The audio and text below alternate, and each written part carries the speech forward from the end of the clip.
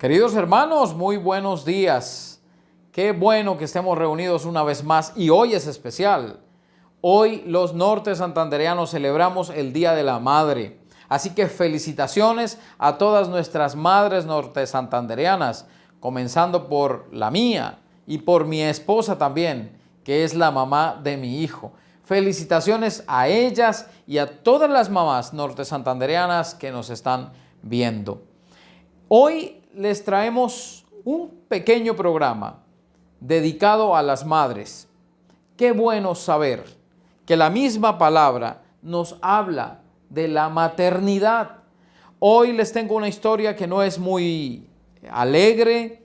Precisamente es la historia de una madre que ha perdido a su hijo. Lucas, el capítulo 7.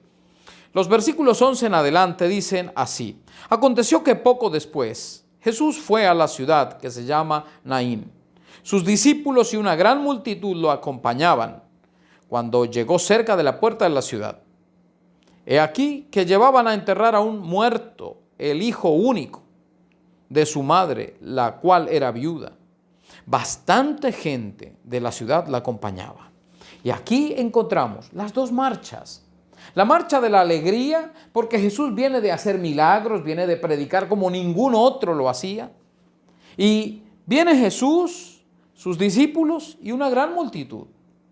Hay fiesta en las calles, hay fiesta en los caminos, porque el Mesías prometido por fin ha llegado.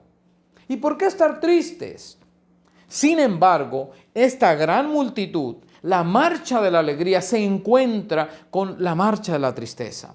Naín, una pequeña población, allá en el primer siglo, sale un féretro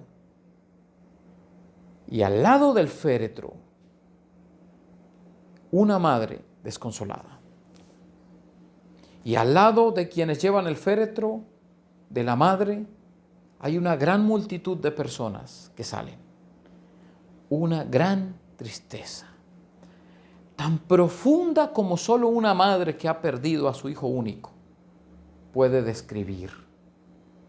Tan profundo es el dolor de perder a un hijo único, que en Jeremías capítulo 6, versículo 26 y en Zacarías 12:10 encontramos cómo el Señor habla del dolor profundo que vendrá a la nación de Israel, tan profundo como el dolor de la pérdida de un hijo único.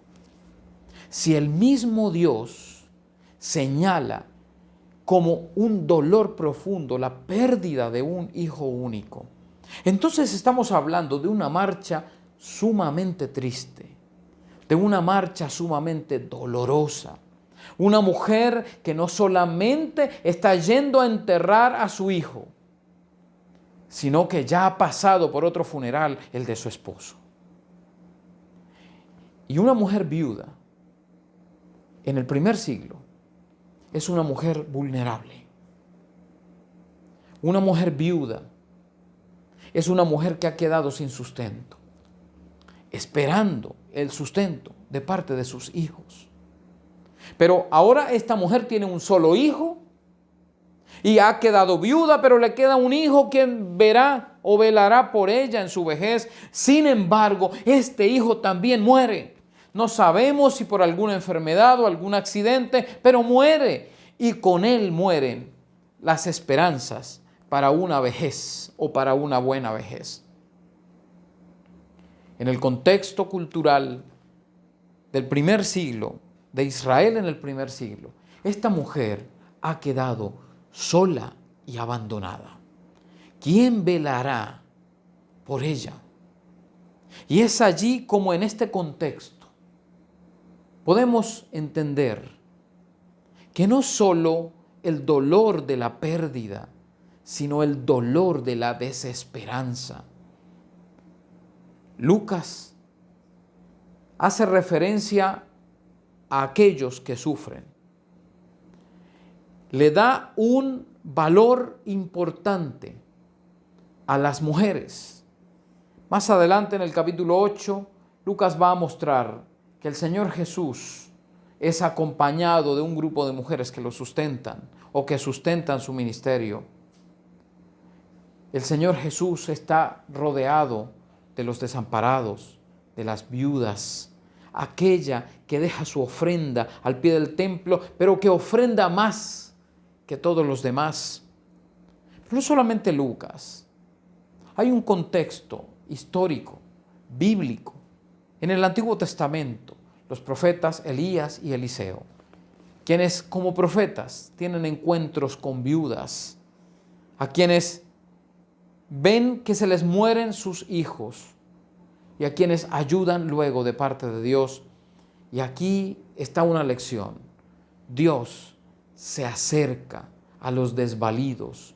Dios se acuerda de los menesterosos, de los desamparados, de los desesperanzados. Y es así como Lucas presenta, en medio de este panorama tan triste, tan gris, una palabra. Versículo 13, cuando el Señor la vio, se compadeció de ella y le dijo, no llores.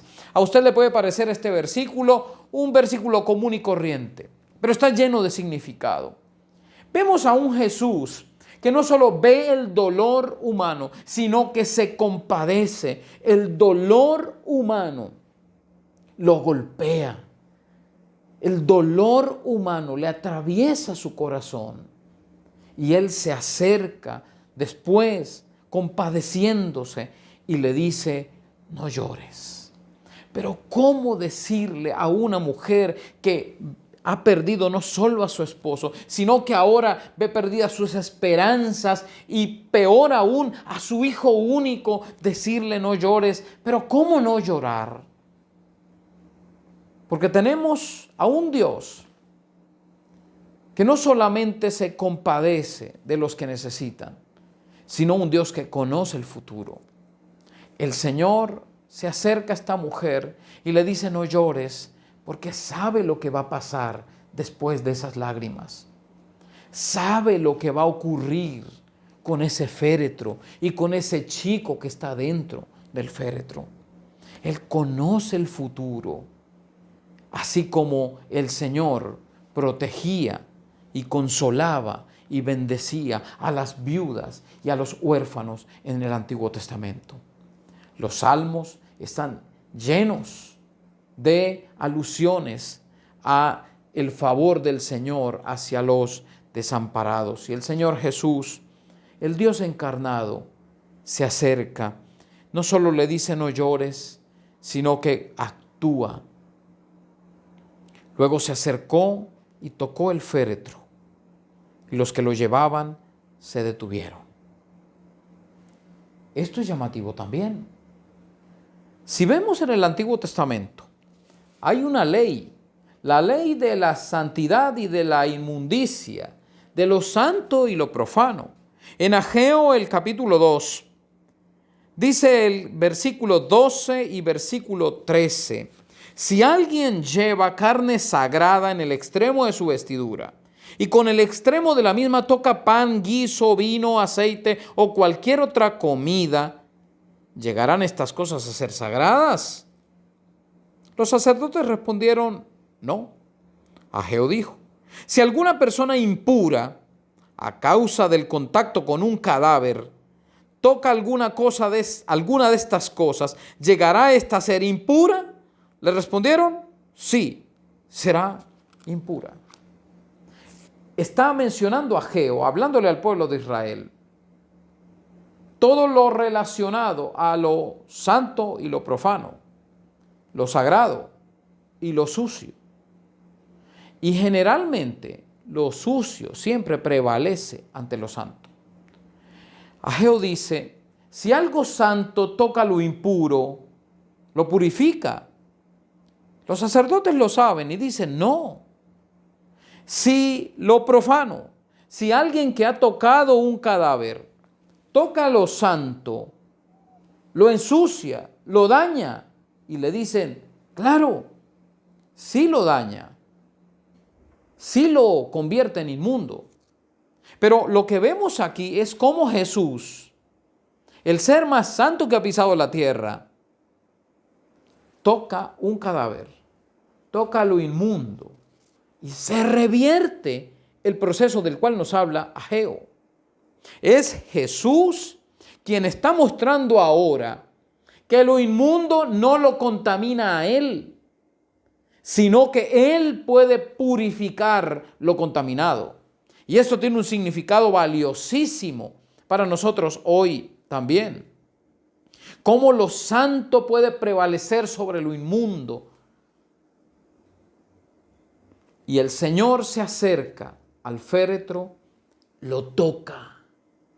Y no solo lo toca, sino que a continuación le dice: joven, a ti te digo, levántate.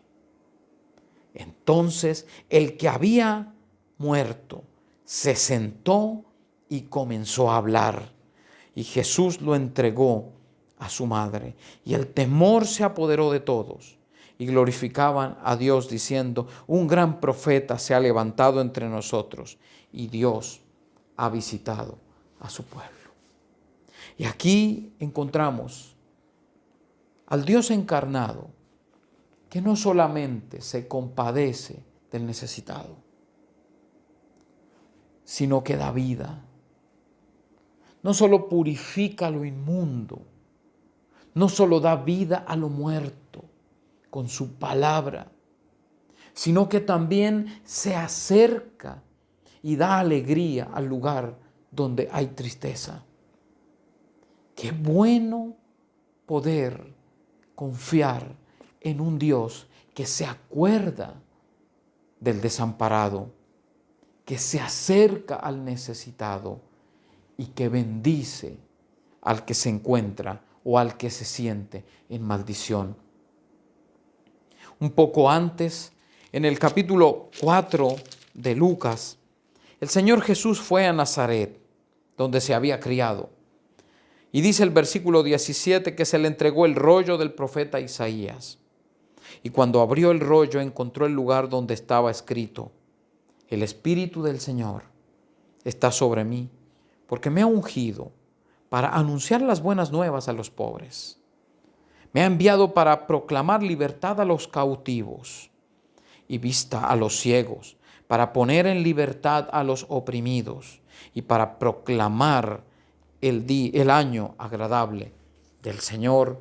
Y después de enrollar el libro y devolverlo al ayudante, se sentó y los ojos de todos en la sinagoga estaban fijos en él. Entonces comenzó a decirles: hoy se ha cumplido esta escritura en los oídos de ustedes.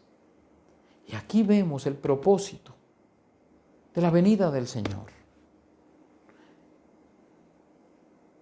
Proclamar las buenas nuevas a los pobres. Proclamar libertad a los cautivos. Dar vista a los ciegos y libertad a los oprimidos.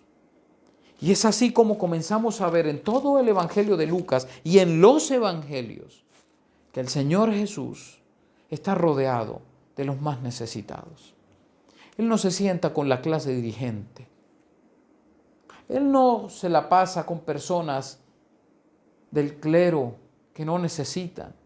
Él no vino a salvar a los sanos, sino a los enfermos. Un poco más adelante, en los versículos 18 al 23 del capítulo 7, encontramos que Juan el Bautista está encerrado, está encarcelado.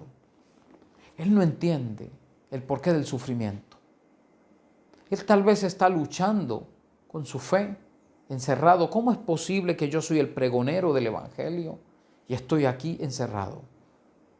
Y estaba casi listo para morir, aunque no lo sabía. Y él envía a sus discípulos y le dicen: ¿eras tú el que había de venir o esperamos a otro? Estos discípulos han visto lo que pasa alrededor de Jesús.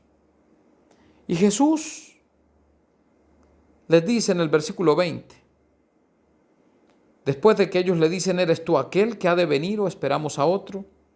En aquella hora Jesús sanó a muchos de enfermedades, de plagas y de espíritus malos, y muchos ciegos les dio la vista.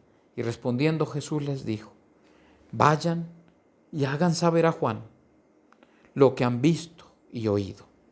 Los ciegos ven, los cojos andan, los leprosos son hechos limpios, los sordos oyen, los muertos son resucitados y a los pobres se les anuncia el evangelio. Y ellos acababan de presenciar tal vez la resurrección de este hombre, de este jovencito que había muerto y que fue devuelto a su madre. Es interesante notar también la similitud que hay entre esta historia y la historia de la viuda de Sarepta en 1 de Reyes 17:23. Después del que el profeta se inclinara y orara 3 veces por el muchacho, el Señor le dio la vida y él lo entregó a su madre. Y entonces Jesús, conociendo esa historia y manifestándose a ellos, no solamente como profeta, como lo habían hecho antes Eliseo y Elías, él se lo entrega a su madre y hay alabanza entre todos o en medio de esa gran muchedumbre. No solamente porque el Señor ha respondido, sino que es por su palabra que este muchacho ha recibido otra vez la vida. Y cómo entonces de la multitud que viene alegre y la multitud que sale triste, Jesús transforma estas dos multitudes en las multitudes de la alegría, porque hay vida.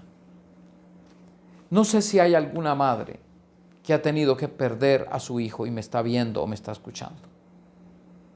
El Señor comprende su dolor. El Señor sabe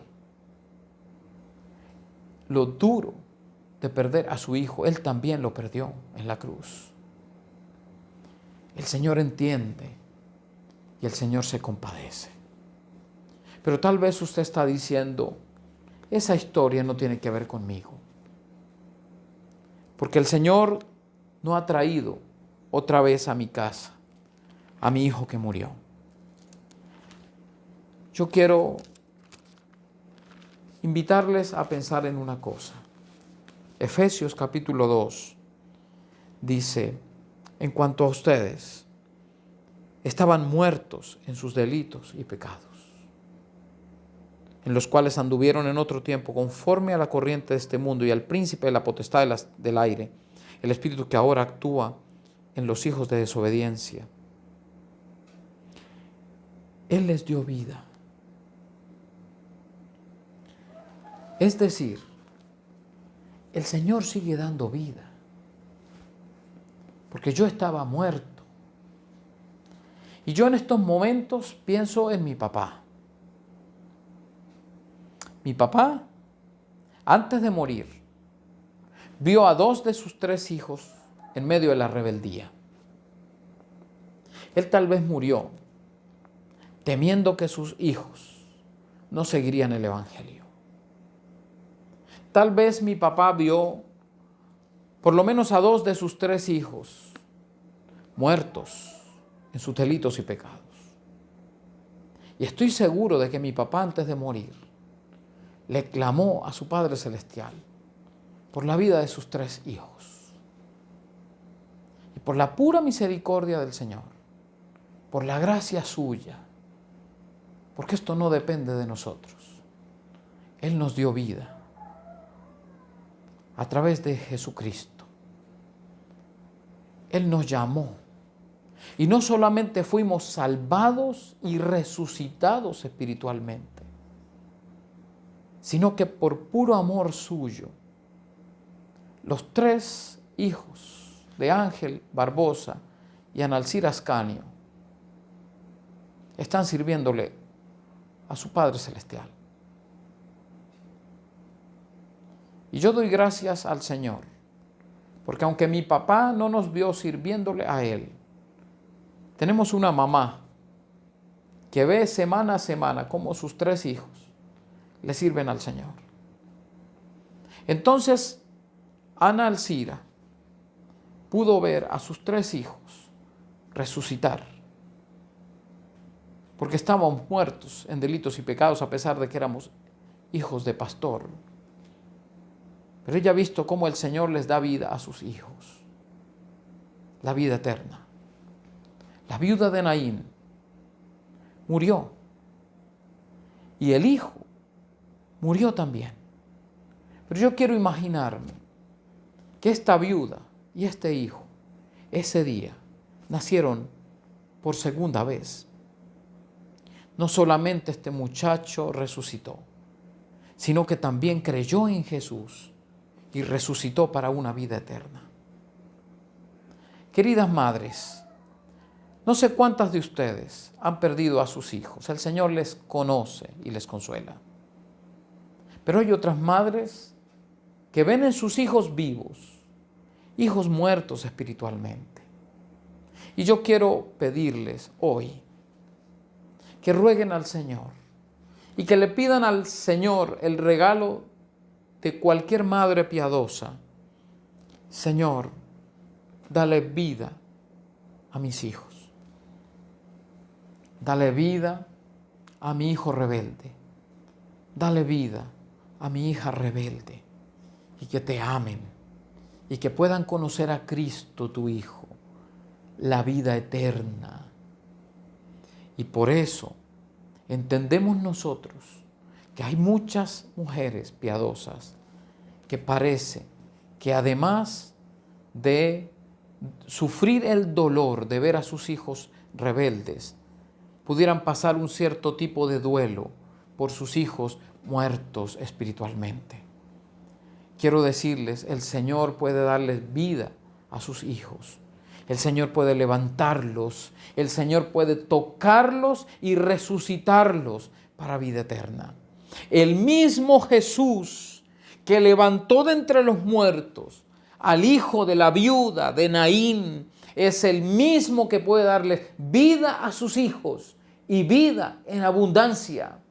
Así que, queridas hermanas, para ustedes cuyos hijos aman y sirven al Señor, yo quiero y les pido que le den gloria a Él y le den las gracias porque Él les ha dado el mayor regalo que podría darles después de darles a sus hijos y de darles vida eterna, y es darles vida eterna a sus hijos.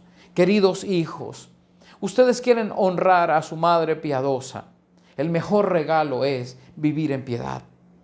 Amar al Señor de su mamá, para que puedan todos alabar al Señor por siempre y que la marcha de la tristeza sea convertida en una marcha de alegría eterna.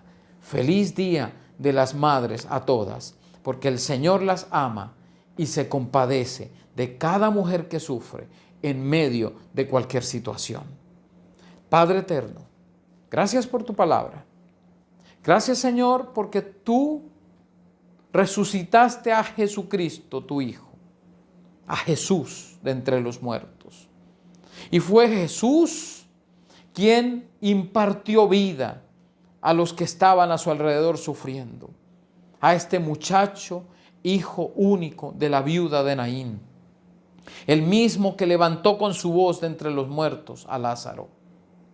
Y gracias, Padre eterno, porque sabemos que hoy sigues levantando a aquellos que viven en medio del pecado, aquellos que están muertos en delitos y pecados, que tú sigues contestando las oraciones en medio de las lágrimas de madres piadosas que luchan, que sufren por la santidad de sus hijos. Señor, respóndenos. ¿Qué más podríamos pedirte sino que nuestros hijos te amen, que nuestros hijos te sirvan y te alaben y que crean en Cristo a quien has enviado? Bendícenos en Jesucristo. Amén.